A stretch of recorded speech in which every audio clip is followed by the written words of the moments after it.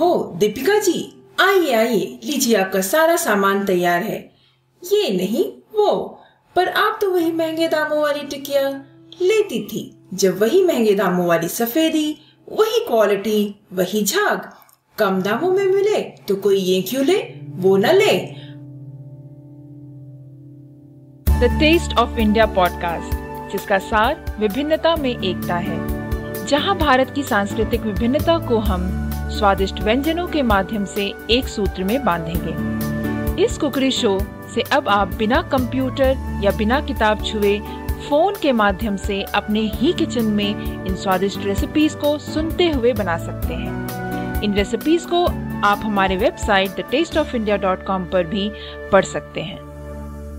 नमस्कार, the taste of India podcast के इस नए एपिसोड में मैं पूजा और मैं दिलीप आप सबका हार्दिक स्वागत करते हैं। ये दीपिका जी वाली एड क्या आपको याद है? ये टेलीविजन पर रेगुलर हुआ करता था। इनफैक्ट पहले तो एडवर्टाइजमेंट बहुत ही कम होते थे क्योंकि प्रोडक्ट ज्यादा नहीं होता था और इसीलिए शायद हमें एड्स भी याद रहती थी। आज भी मुझे वो सारे एड्स मुंह जुबानी याद है, पर आजकल तो इतने प्रोडक्ट्स हैं कि याद ही नहीं रहता कि कौन कौन से एडवर्टाइजमेंट आते हैं। कंपटीशन बढ़ गया है, सारी कंपनीज एक रेस में लगी हुई है।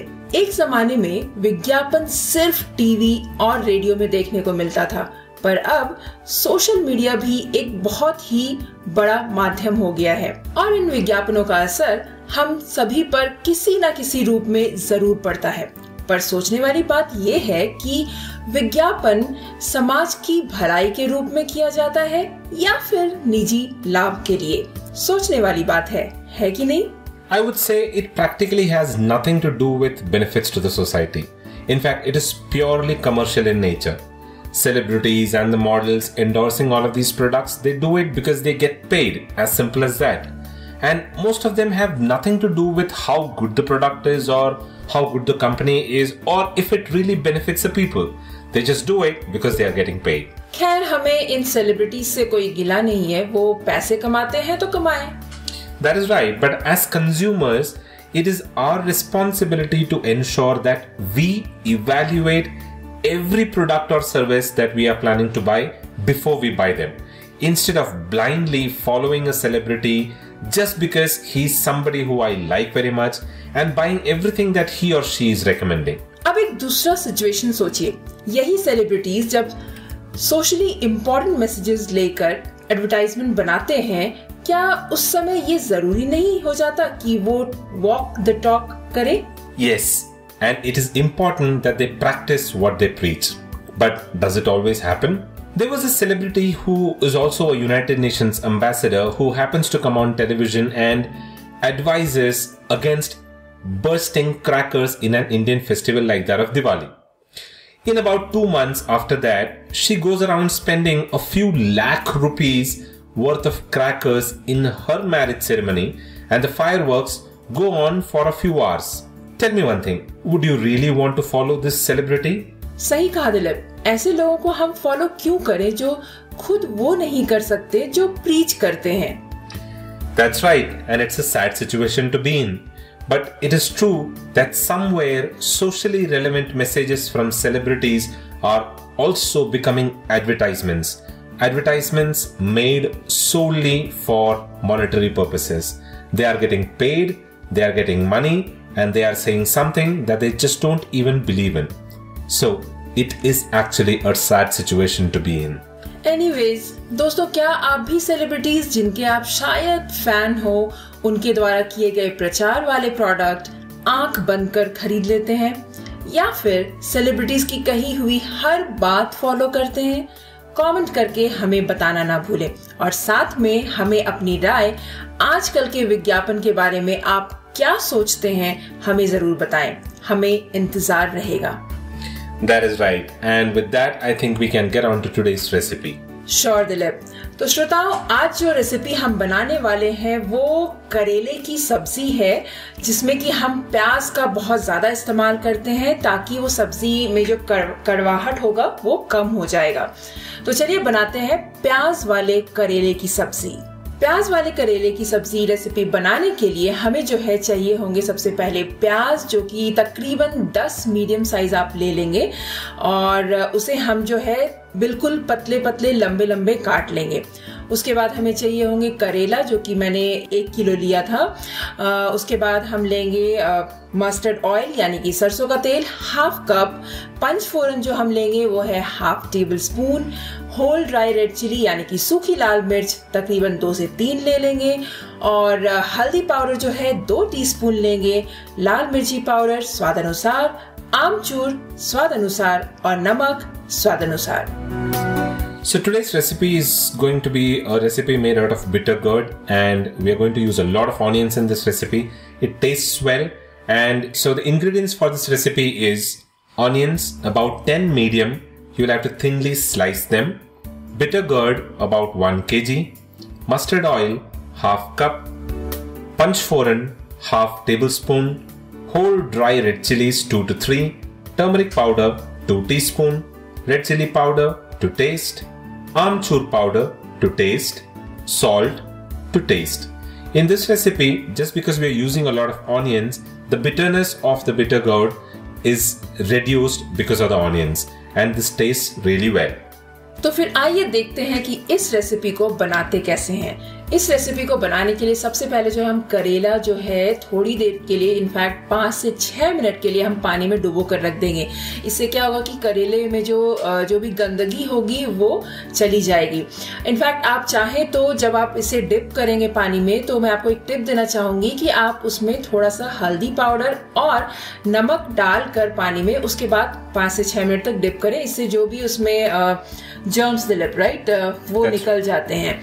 और उसके बाद जो है हम करेले को अच्छे से पानी में 3-4 पानी से धो लेंगे ताकि करेला बिल्कुल साफ हो जाए। और उसके बाद अब बारी है कि हम करेले को जो है दोनों एजेस जो है करेले के दोनों एंड्स जो है उसे हम काट लेंगे और उसके बाद हम उसे बीच से स्लिट करेंगे। स्लिट करने के बाद जब आप लंबाई में आपको स्लिट करना है, स्लिट करने के बाद उसके अंदर के जो बीज हैं और जो भी फ्लैशेस होते हैं उसके अंदर वो सारा हम निकाल देंगे और उसके बाद हम उसको बिल्कुल बारीक लंबे पतले पतले काट लेंगे और फिर इसे साइड रखें। In a deep vessel, leave the bitter gourd immersed in water for about 5 to 6 minutes in order to help in removing dirt from them. You can also add a little bit of salt and turmeric powder to the water and then keep it immersed, because that way it also helps in removing any germs that might be there on the bitter gourd. After that, wash this bitter gourd for about 3 to 4 times thoroughly in running water. Then cut off both the ends and then slit them from the center and remove the seeds and all of the fiber from inside it. Then slice them thinly and set them aside. उसके बाद हम एक बड़ी सी कढ़ाई लेंगे और उसमें हम जो है सरसों का तेल गरम करेंगे और जैसे ही तेल अच्छे से गरम हो जाता है तब हम उसमें डालेंगे पंचफोरन और सूखी लाल मिर्च। और जब हम देखेंगे कि पंचफोरन जो है वो कड़कने लग जाए तब हम उसमें डालेंगे प्याज और इसे हम कुछ सेकंड्स के लिए फ्राई करेंगे। और उसके बाद बारी है इसमें डालने की करेला, और करेला जब हम डालेंगे तभी हम उसमें डालेंगे हल्दी पाउडर और नमक स्वाद अनुसार। और उसके बाद हम इन सारी चीजों को अच्छे से मिक्स कर लेंगे और कढ़ाई को फिर हम कवर करेंगे और इसे हम कुक होने देंगे लो फ्लेम में। और जब हम इसे पका रहे होंगे तब हमें इसे बीच बीच में स्टर करना है। Then heat oil in a big kadai and add panchforan and whole dry red chilies to it. Let them splutter. Now add onion to it and fry for a few seconds. Then add the sliced bitter gourd, turmeric powder and salt to taste and mix all of them well. Then cover the kadai and let it cook over low flame, stirring in between. उसके बाद जब आप देखेंगे कि करेला जो है बिल्कुल सॉफ्ट हो गया है और अच्छे से पक गया है तब हम इसका ढक्कन हटा देंगे और उसके बाद हम इसमें डालेंगे लाल मिर्ची पाउडर और अच्छे से मिक्स करेंगे। उसके बाद हम जो है क्या करेंगे कि फ्लेम जो है थोड़ा बढ़ा देंगे, इनफैक्ट मीडियम पे रखेंगे और इसे हम फिर से पकाते रहेंगे, बीच बीच में चलाते हुए। तब तक हम इसे पकाएंगे जब तक कि जो है तेल जो है बिल्कुल सब्जी में से सेपरेट ना हो जाए। और उसके बाद बारी है डालने की आमचूर पाउडर, जो कि आपको स्वाद अनुसार डालना है। अगर आपको खट्टा ज्यादा पसंद है तो आप आमचूर पाउडर ज्यादा डाल सकते हैं। और उसके बाद हम फिर से इसे पकाएंगे बीच बीच में चलाते हुए। और इस टाइम पे हम आमचूर डालने के बाद आप एक काम कर सकते हैं कि फ्लेम को बिल्कुल हाई रखें और इसे चलाते रहें ताकि ये नीचे से जले ना। और बस हो गया आपका करेला का सब्जी तैयार। इस करेले की सब्जी को आप देखेंगे कि जब थोड़ा सा मशी टेक्सचर हो गया है, ऑयल सेपरेट हो गया है, तो समझ जाए कि करेले की सब्जी बिल्कुल परफेक्ट बन गई है। तो फिर बस उसके बाद फ्लेम बंद करें और इस गर्मा गर्म सब्जी को सर्व करें गर्मा गर्म प्लेन चपाती या फिर पराठे के साथ। Once you see that the karela has become soft and is cooked well, remove the lid. Then add red chili powder at this point and give it a nice mix.